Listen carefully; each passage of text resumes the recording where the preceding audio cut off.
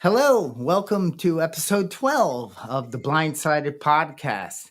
In today's episode, we're going to talk about accountability. Now, don't shut it off. This isn't as painful as it might sound.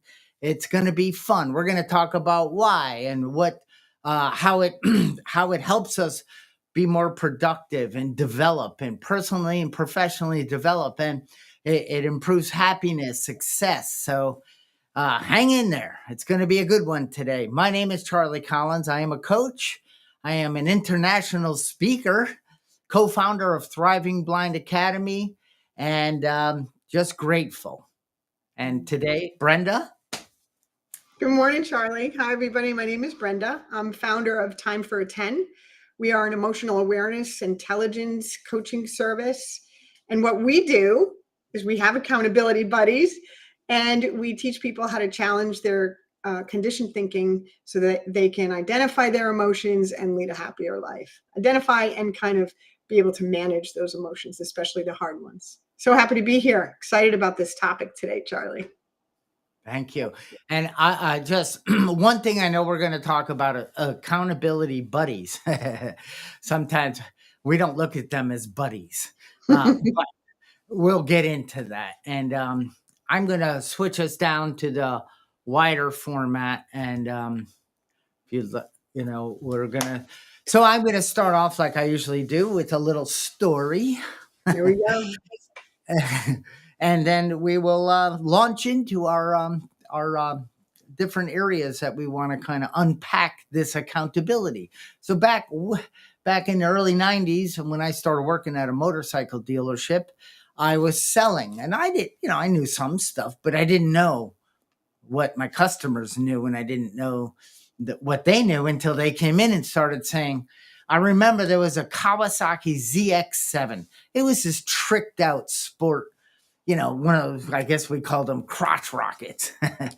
And it was this really fast motorcycle that people were coming in to see. And a customer came in and he started telling me about the adjustable suspension. And I'm agreeing with him. And he's like, does this have the 4 or 6 piston caliper front brake? And I'm like, I don't even know what that means. I didn't say that. I'm like, yes, it has a front brake. And in that moment, that person, I was felt my first feeling of accountability, not being prepared. He was my first, somebody showing me that I know more than you and you're the sales guy. And it was an uncomfortable feeling. So my first thing was self-accountability, which is I can do for certain things in my life. What did I do then? I went back to the mechanics in the business and I said, how do I learn? I mean, I've read the flyer. I've read what the company puts out, but these people coming in, they know details. They know more than me. And I don't want to feel that way. I don't want to be embarrassed. I should know the product so I can help educate the customer to help them make the right decision. And I make a sale. And he said, well, you first want to start reading the owner's manuals and you want to get magazines. And the magazines, this is before the internet, by the way. You couldn't just search, the magazines would do this teardown of the motorcycles. And I started doing it. And back then I had a CCTV, magnified the print, and I read and I read and I read, and I started understanding why a 6-piston caliper was better than a 2-piston, because it applied more pressure to the brake pad, which gave you better stopping power and performance you need, and it was like, and I started feeling so much more confident. What a great story, Charlie. Yeah, you started out by saying, you were agreeing with the customer when the customer would say something. And then it came to the caliper and you didn't know the answer, but you didn't want to tell them you didn't know the answer. And I think that brings up a really important point. And the point is how uncomfortable that we are in being accountable, in being able to say, I don't know. And one of the greatest gifts that has come out of doing this work is being able to say to somebody and be completely comfortable with it and not define my worth by it, is I don't know. I don't know, but I can get back to you. I can get that answer for you. And it's no longer a reflection on my self-worth or whether I'm smart or not, or all those other things I used to drag into a situation like that and get really nervous that I didn't know the answer. But it took doing the work to be able to get to that place. Yes, because self-centeredness was why I wasn't willing or even know to say I don't know. I certainly didn't say I'm going to circle back on that. But I definitely would not have said I don't know. I mean, I have to know. You're coming to me, but boy, how freeing is that, Brenda, when I can say I'm not sure of that, but I can tell you one thing.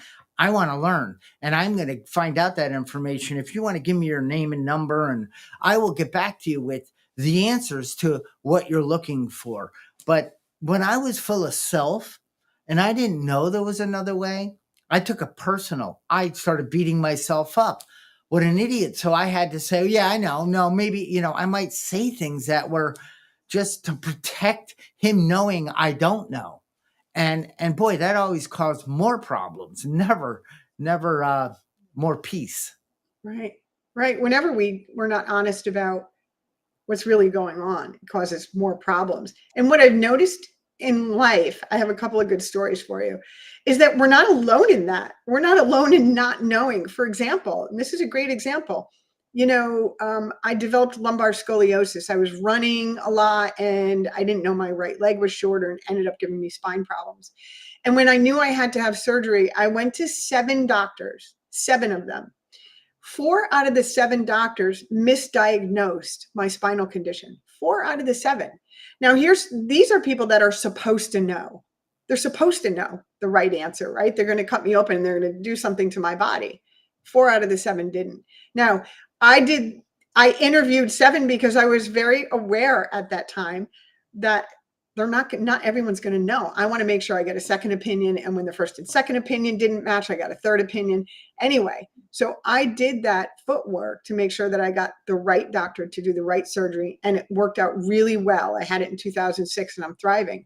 But this is not knowing happens to everybody, not just me or you. It happens to everybody. They don't know. Yeah. And our knowingness can really create struggle. Our knowingness, as in I don't know, but the mind says I know, and it creates struggle. Life. What is accountability? What is people like to measure. They like to manage accounts. They like to look at numbers. They like to see progress. We as humans, we're built to grow, to go, to move, to develop, to do a lot in life. I mean, heck, life best lived is life by design. And but we're going to get feedback. We're going to be held accountable no matter what. Life, whether it's sore joints, putting on weight, lack of relationships, feeling I don't want to reach out to people, starting to isolate. Like, you're going to get accountability for the way we're living life. I was a rudderless ship. I would just wake up and see where the winds and the current and the people and the problems and the things brought me that day. And I would never hold myself accountable. I just thought, poor me. And I think that this topic, it could be, why? Why would I want, Brenda, why would I ask you, hey, Brenda, I want to start going to bed at a certain time because I really need to get some more sleep. I'm feeling a little sluggish in the morning. And as a coach, like, you might ask me, well, are you eating past a certain time? How much water are you drinking? Are you doing a meditation? Are you clearing your mind? Are you going to sleep? And are you waking up with a fresh, that type stuff? And okay, I see, I have a plan. I have somebody that can help me see what I'm not seeing. Because as you always say, and this conditioned mind is way the person I am, my knowingness of me at this time. I need someone to help me break free of that and to see what I'm not seeing and gently, lovingly, and help guide me to a better path where I can then ask, can you help hold me accountable to this?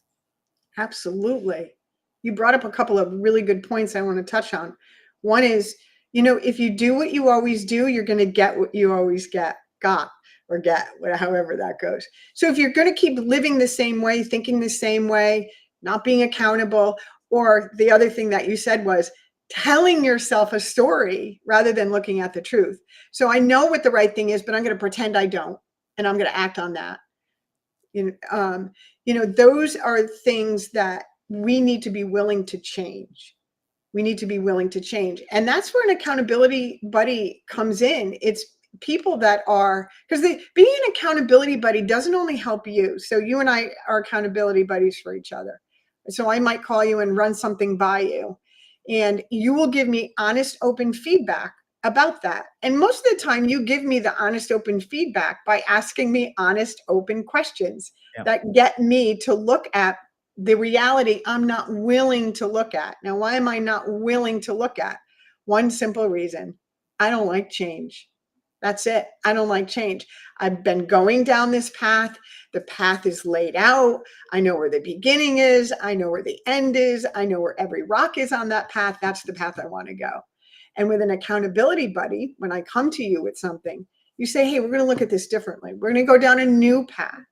Let's try these glasses on. Let's see it through a different lens, a lens that isn't mine. And I got to tell you, Charlie, 10 out of 10 times I leave a conversation like that having learned something incredible, and I get excited about what I've learned because really it equates to freedom.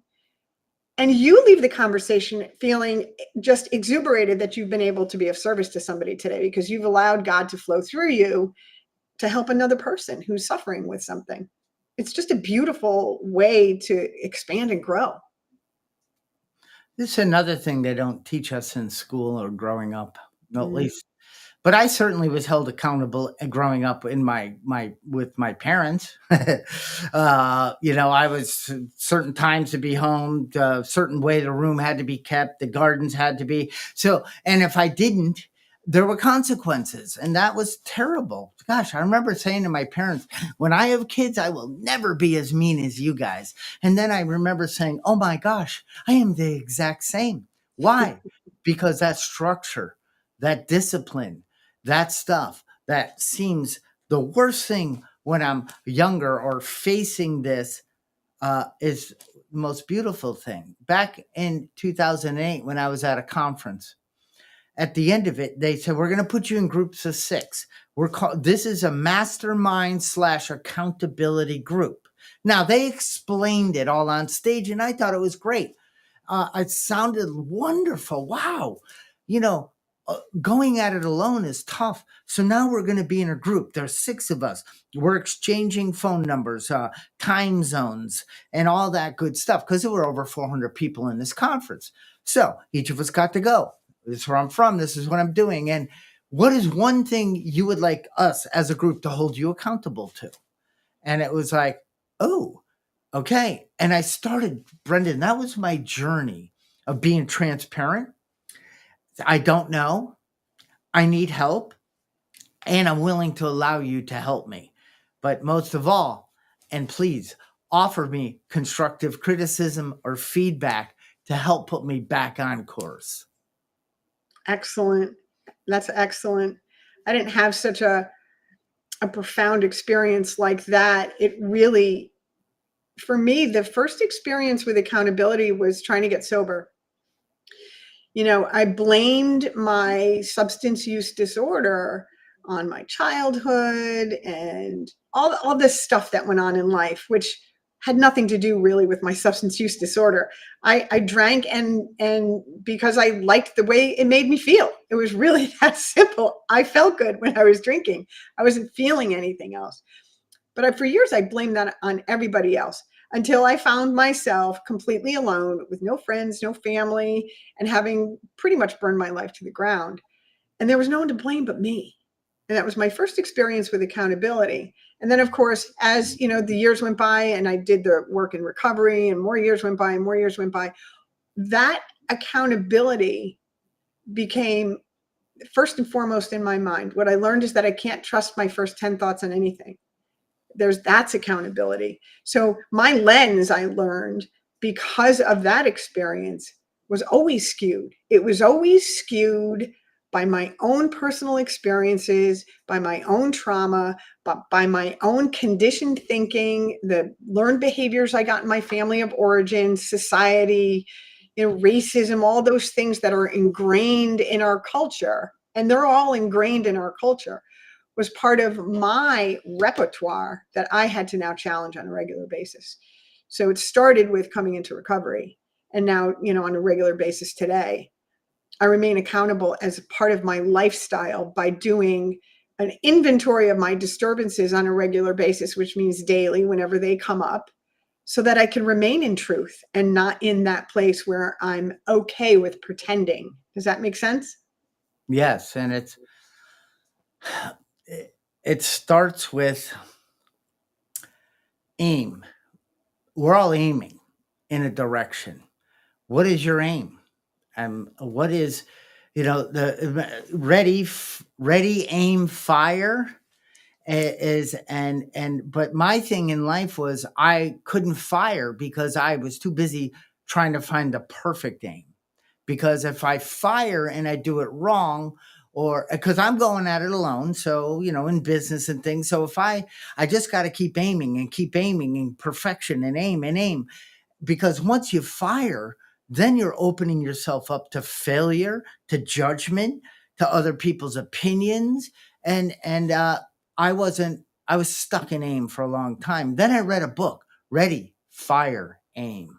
And I thought, oh, that is very good. So I started seeking a different way. I started asking for help. I started, Brenda, let's keep it simple. All right. So business and all, but I want to, walk 3 days a week, 1.5, 1.5 miles. And I need to get to that. Well, I have an accountability buddy, right? I say, hey, Sue, here's my deal. Would you do me a favor on Monday, Wednesday, Friday? Can I send you a text by 5 p.m. letting you know that I will have achieved this? And now on Wednesday, when the second walk is coming, and I'm thinking, I got a lot to do, and then I got to do this, and the dog, and all these things start building up. And then I have this thought, oh no, I got to text Sue at 5 that I've done this. I can't have an excuse for Sue. She's not going to accept that. I already was transparent, told her I'm going to need your help holding me accountable. That's where I started to really grow, because I wanted to show up as a person that was following through on my word. That's great, Charlie. That's a great place to start. I did the same thing. I put a notice in my calendar, a reminder in my calendar, a daily reminder to do something, and it pops up on my screen. And that's how I started, like, making myself accountable, by doing that, by putting a reminder in my calendar to do something. And it's to meditate during the day when I'm at work. And I actually do it. I do it when it comes up at 11 o'clock. I put my headset on and I meditate. And when it comes to, I started small too. It was really, initially it was about going to meetings. And then initially, after that, when I had acquired a bunch of sobriety, it was about doing step 10 and step 11 on a regular basis. So I buddied up with somebody in the program and said, we're going to do every day for 90 days. We're going to get on the phone and we're going to review any kind of disturbance that we have together. And we did that every day for 90 days until it became a habit. So it became a habit. I had an accountability buddy help me create a habit. It takes 30 days. I think it's actually 28 days to create a habit. And we did that together. And now we both do it as part of our lifestyle. And having an accountability buddy and again, I started out with the small things, but what happens now when you start doing that over a period of time, your intuition tells you, because you're used to checking yourself, right? You get used to it. And so when something isn't quite right, your intuition, something goes off. You get a feeling in your body, or you get a little anxious, or something like that happens. And I know now that that is my cue to get on the phone and reach out to somebody and say, hey, I'm not feeling quite right. Can we talk about it? Because if I let that stuff settle in and I don't take care of it by reaching out and connecting with another human being, it grows inside of me. And it'll grow until I act out on it in a way that I don't want to, whether it's snapping at somebody, or getting irritated in the grocery store, or speeding on the highway, or getting mad when someone cuts me off. So having a regular accountability buddy for me, and I have a whole network of them. That's kind of what we do on Time for a 10 is, people come into this coaching service with us, and we encourage them to do 5 or 6 one-on-one sessions. And then we put them in the group Zoom so that now they can have access to multiple accountability buddies, because we don't want them to have reliance on any one person. That's not what this is about. It's not having that one go-to person that you can run things by. It's having a community and a network of people that you can call at any time to go through something, to help you work something out, to set a goal with, to be accountable with, to challenge your thinking, to give you a different perspective, whatever it may be. And for me, it has changed my life in so many ways, broadened my perspective, expanded my spiritual connection.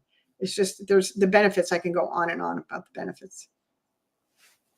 And you're going to fail, as in I had an accountability partner that for 5 years, 5 days a week, I spoke every morning at the same time. We had an Excel document and we went through it. Here's what I was holding him and he was holding me. It wasn't a friendship. We became friends, but this is a partner, a buddy, or a community. They're not going to rub your back and tell you it's going to be okay. Hey, you committed to this. You want to grow. You want to get better in this area. All these things. So if you want me to be your buddy, then I'm going to hold you to that. If you don't want that, don't ask. Don't pretend. Play full out. And this guy, I'm like, I don't want to call him because I didn't do my one thing on there. And now I'm trying to run a story. What can I get him to believe? Because I don't believe me, but maybe he'll believe me. And then I finally say, Denny, I didn't do it. He said, what did you make more important than the commitment to this? And I was like, it was so it's like, okay, I get it. What did I allow? What did I put in front of me? What didn't I believe about the commitment I made? And it slowly just broke me down to, because living life with that, like transparency and freedom of the bondage of self, it allows me to say, it allows me to grow. That's all. I don't get stuck in this prison of my own mind. So true. So true. Charlie, you said something really important here. And that was, initially, you didn't want to tell the truth about why you didn't keep the commitment. And I have had that happen so many times. And the beautiful thing with having a network of people, of course, I started out with one accountability buddy and it grew, but having a network of people like that, what happens is they will ask the question. Well, not only, because I would share with mine, I really wanted to lie about this. I let it all hang out, really wanted to lie to you about this. And they'll say, well, why did you want to lie? And I'll say, well, because I was afraid of what you were going to think of me. Yeah. And so what happens in these situations, and then my accountability buddy kept peeling that onion. And the next question was, well, what does it mean about you? What do you tell yourself about yourself that you didn't keep this commitment? So what is the internal dialogue that goes on when you fail or you make a mistake? Because that's why you want to lie, right? Because you don't want people to think that you're not perfect. And then we peel that onion and you get at some of the root causes of why you behave this way and how to get rid of that. Because wanting to lie, and I've done it many times, like me, I'm not going to give specific examples. We don't have enough time, but it's always because of fear, and identifying what are you really afraid of. By the time we peel that onion is what I'm trying to say. By the time we get to the end of that, there really isn't anything to feel. I get to make mistakes. I'm supposed to make mistakes. How many kids touch the hot stove?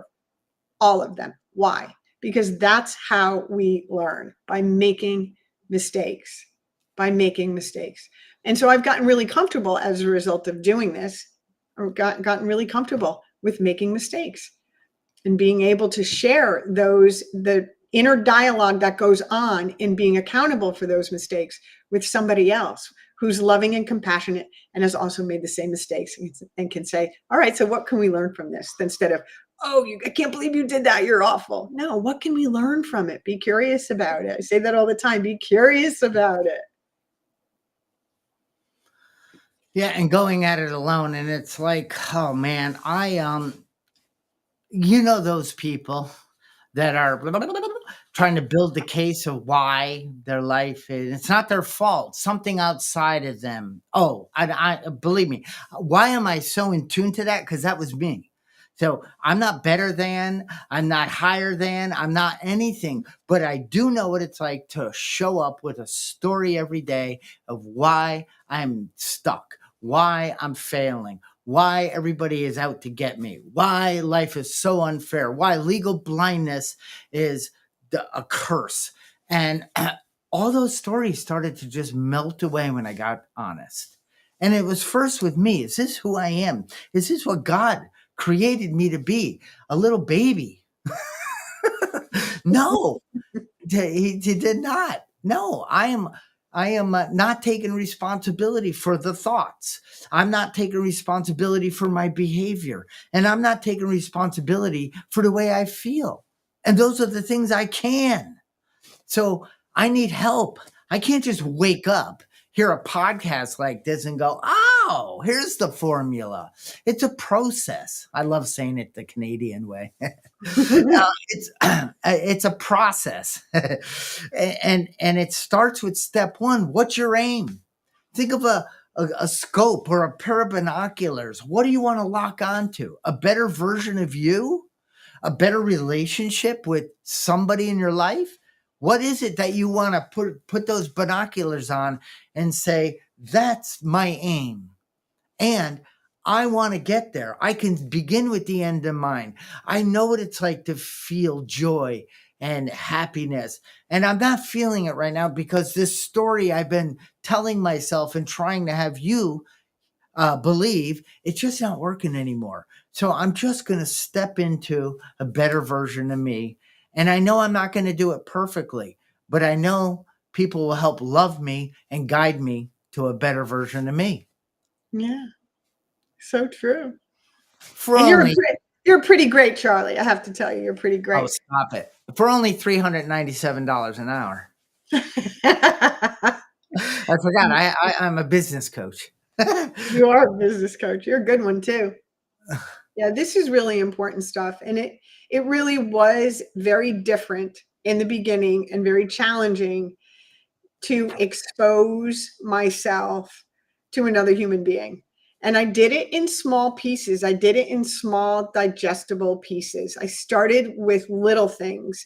And you nailed it, Charlie. I started with little things that I was saying to myself. And I would ask, just pausing. And we've talked about this so many times on multiple podcasts now about the gift that pause gives. Pausing and asking, is that even true? The thought that I just had. And I do that frequently. I just interrogate the thought. Is it true what I'm thinking? And 9 out of 10 times it is not true. It's something that's coming up from the past. A good example is, I'll be driving along and I take this beautiful route to come home from work, and it's in these mountains in Danbury, and it's absolutely gorgeous. And sometimes I cry. It's so beautiful.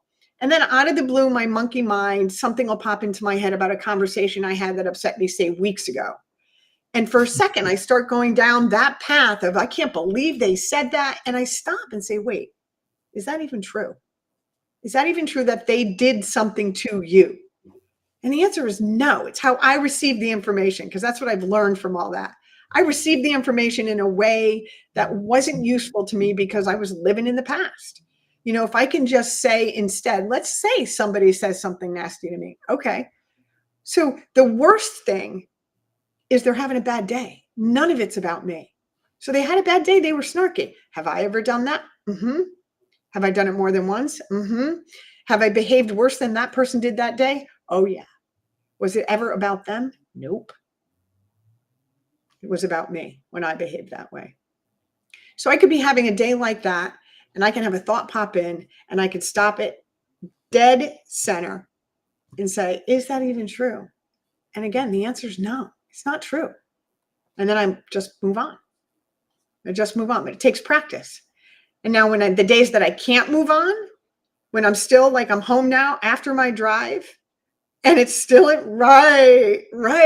I don't hang on to it. I immediately get on the phone and I work it through with an accountability buddy, because there are days when I just cannot trust my own thinking for whatever reason. It doesn't even matter why. I'm just not in that spiritual place where I can challenge my belief system. And that's where I need the help. And there's a bond. There's this spiritual energy when we're doing this work with people, with people we're holding accountable, or people that are holding us. This transparency, and when these barriers, these denials, these walls break down, this connection, this love, this peace of mind, this serenity that we drop into is freaking amazing. That was the high I was going for a lot in life.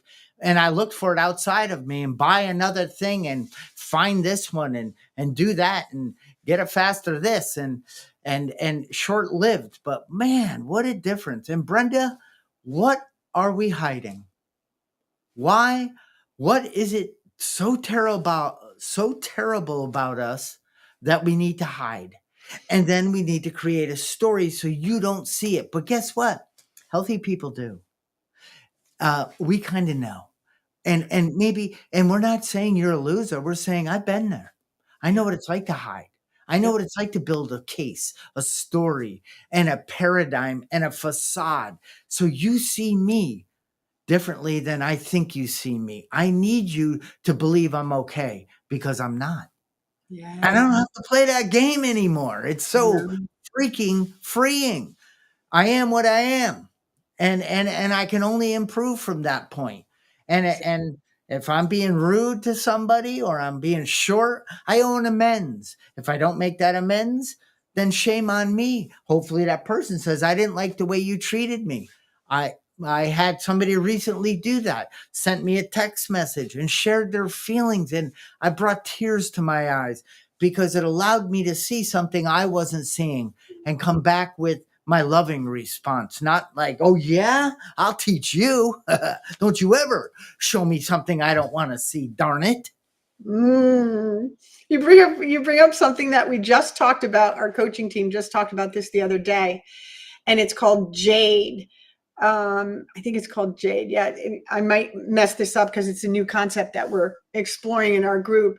And it's when we justify, attack, defend, or explain, we are in our inner child. That is a child's way of reacting to any kind of accountability, right? That's what they do. And what is really going on that we feel the need to not expose ourselves to somebody else, to not tell the truth. So what is it that we're so afraid of, Charlie? What is it for you? Or what was it? Well, so the conversation, I'm a loser, I'm never gonna, all that. And I didn't want you to see that about me. So I didn't want you to see that I wasn't smart enough. I wasn't good enough. I wasn't fast enough. I wasn't tall enough. That I'm not enough of a person, because I needed to think that way. So I thought everyone else around me thought you must be enough or I don't like you. Yeah. And that wasn't the reality. It was going out there. Is it true? No. Who would I be without that thought? Well, I have no idea because I had to do the work to get to that place. And I want to say something, Brenda. In when I do my sessions, like corporate events and stuff, I'll ask people. We're going to play a little game. We get partners, right? Okay, A and B. So there's people. They match up, right? And they sit face knee to knee. They lock in. And then I say, okay, the person with the shortest hair, you go first. You're A, and A has to ask B, what are three things you can't do? And I give all examples. So I can't get to the bottom of my inbox. I can't get to the gym 3 times a week. I can't seem to eat healthy every day. I can't make a call to someone I love every week because I'm just so darn busy. So person A says to the person, okay, what is something you can't do? Okay, I can't get to the, and then the person they do it, then the B asks A, right? So now we both got our, I just can't get to it all. And then I say, now ask that, I want you to answer, I want you to now replace what those I can'ts were with I won't. And you can hear the energy like, oh, that sucks. I won't get to the bottom of my inbox. I won't get to the gym 4 times a week. I won't make that call every week. And why won't you? Because there's something. Can I commit? Can I make a change? Can I get accountability? It is the secret weapon. I want to be a better person. I want to go to the gym 3 times a week. But left to my own devices, I will now start to create the story of why today's a good day to stay home and pet my dog and tell him why it's okay that I'm not going to the gym. I know you agree with me because you don't talk. I don't want to have to build that story and be that guy anymore. Now, I don't commit or I don't ask for accountability around things that are way. I mean, they've grown. Like you said, we started small and they get bigger. Because all of a sudden I realize I can be and do and experience a whole lot more in life when I get honest. So true, Charlie. And how much easier would it be to get to the gym 3 times a week if you said, hey, Brent, I'll meet you at the gym at 5. Or, hey, Kate, I'll meet you at the gym at 5 the next time. You have people that can join you on this journey of being accountable. And then you work together with that person, helping you guys help each other. And when you were talking about, what is it you don't want people to see? I'm not good enough. I'm not this. I'm not that. It's really, we're afraid we're not going to be loved, Charlie. I'm not going to be loved if people see who I really am. And what I have discovered in my own life is we're all in the same boat.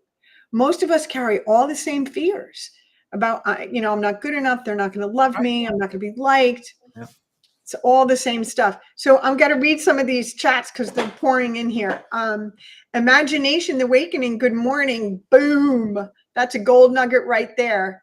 Taking your God-given ability to make an account for your health rather than giving that power away. Discovering what you don't know to build your own account. Great comment. Kate says, good morning. She says accountability definitely works. That's how she lost weight, and she needs to be accountable again. So good job. Good job being accountable, guys. And Brenda, as we like to say, it works if you work it. Very true. Very true. And let me feedback. Feedback is the breakfast of champions. It is not easy to receive, but in a loving and honest place, like, hey, you asked for my help. Do you want it, or do you want me to rub your back and tell you it's going to be okay? Because I can't lie to you. It's not. Because just not walking that day, and then the next week I miss another day. Maybe I'm not dying because of it. I'm not getting sicker. I'm just maintaining a little bit, but it's what it does to me mentally, spiritually, and eventually physically. And in our program, when the spiritual malady, what's a malady? It's a disconnect. I am isolating. I'm out on this rudderless ship all alone with no oar and blaming the ocean for not making me happy. I And love that. gosh Right. darn, this water is too cold. It's too hot. It's too wavy. It's just nothing was ever the right way. And I lost where I was going with that. So now it's your turn. Okay, I'll pick it up from there.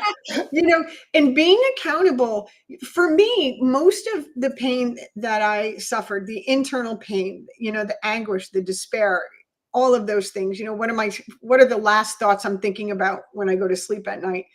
Weren't about really performance. It was about what somebody said or how somebody treated me, or why was my dad so abusive? I had a really abusive childhood, and my dad was really violent. And I don't have to take it any further than that. But for the longest time, of course, as a kid, you internalize that and you make that about you. There must be something wrong with me that my parent is treating me this way. I'm not lovable. And this is the point of this story, is the accountability buddy. So I was complaining one day. I was crying. I was very upset. I had experienced a memory, and I was sharing it with her. And this is what she said to me. And this is why accountability buddies are so important. She said, and it was about my father had been violent this one day, and the memory had come up. And she said, very lovingly, she said, if you took yourself out of that picture, plucked yourself out, and you put anybody else in there, any one of your siblings or anybody else, would your dad have behaved any differently? Now, when she said that, I stopped, and I had never stopped my entire life.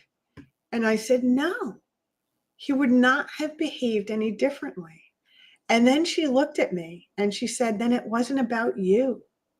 So in that moment of having somebody else explain this to me through their lens, I was immediately relieved of all of this. It was my fault. It was about me. I'm not lovable. He didn't love me. All of that vanished. And forgiveness was able to ensue from that point forward. It took time, but I saw the whole thing differently. Can you imagine the impact that has had on my life moving forward from that place? Priceless. Don't have words to even describe the spiritual and emotional and mental growth that came as a result of that one conversation, somebody else's perspective on something that had haunted me my whole life. Because you aren't going to break free of that until somebody helped you see it differently. Yes. And I was getting something out of holding on to that version of the story. Yeah. Another Yeah. thing Like to think about. justification. I didn't have to be accountable as long as I was a victim. Right. Exactly. I can Yeah. justify why I'm behaving this way because I was abused. Bingo. And you're like, how do I react? What happens when I believe that thought? Well, sadly, it releases chemicals in my body. I feel, things are going well in my life. So let me bring that one in. And then I settle into it is what, it's like the story changes because the truth will always set us free. Yeah. It And does. Brenda, I just go back to what are you hiding? What am I hiding? What am I not willing to put out there to ask for help or to grow and get better with? Well, that's what I ask when I'm working with people. What is it you don't want me to know? We did a group once, and the leader of it said, all right, tell something to this group that nobody knows about you. I'm like, I kind of like that stuff, but that was not, but it was like, I could see people freaking out. Like, I wasn't going to judge that I felt so connected when people said, I'm flawed. I got some warts. I've made some mistakes. I've really screwed up. I've filed bankruptcy. I've lost everything, but I'm not a loser. I'm here today and I want to grow. And that's really important. It's not important, doesn't even do it justice. No. In my own mind, these secrets, right? These things that I'm not going to tell anybody. When I did share them, the freedom and the joy and the release I got from unburdening that, number one, is transformative in and of itself. But number two, when I shared these things with somebody else, their perspective on what I had done was completely different than mine was. I had my perception was I'm a horrible person, and I had blown it up into this big, huge thing when it really wasn't a big, huge thing. So not only does sharing that stuff give you a new perspective, but you get to see it from a different light. And I don't know, I saw myself differently after I shared that, because I wasn't the person I thought I was. I wasn't the person that I was defining myself to be by whatever that secret was. I am not defined by those things. I was defining myself by them. Brenda, you are only as sick as. My secrets. Oh, and you know, we work where we aren't bringing those to our ending. We aren't going to meet our maker with anything like that in our consciousness, our body keeps the score, right? So if we want to be freed from the bondage of self, um, it starts with, what is it one thing I'd like to do that I'm afraid, but I'm willing to ask for help. I'm willing to ask somebody to help hold me accountable. And it's not going to be big. It's going to be something little, but I'm going to start building a little momentum in my life. And that's how it starts. And, we can help. We can rewatch this. I know I have more inventory, more looking at myself to do, because that's the only way I can then take another step up the ladder. Yep. And a good place to start, I have found, and when I work with clients that are just learning about emotional awareness, I have them practice saying, I don't know. I don't know, whether it's at work or at home, or when you don't know something, just say, I don't know, and see how that feels. And Brenda, when I'm working with people too, and I'll say, so what do you think would help height, something, and I don't know, and I'll say, well, if you did know, and then they give you the answer, because they want to not know, because if they give me, like in school, teacher would ask a question, I knew the answer, but what happens if one word or the way I said a word wasn't, and I got teased, So a lot of people, where you're saying, I don't know, is the truth. But we say that too. It's because I don't want to be vulnerable. I don't want to talk more about it. I just don't know.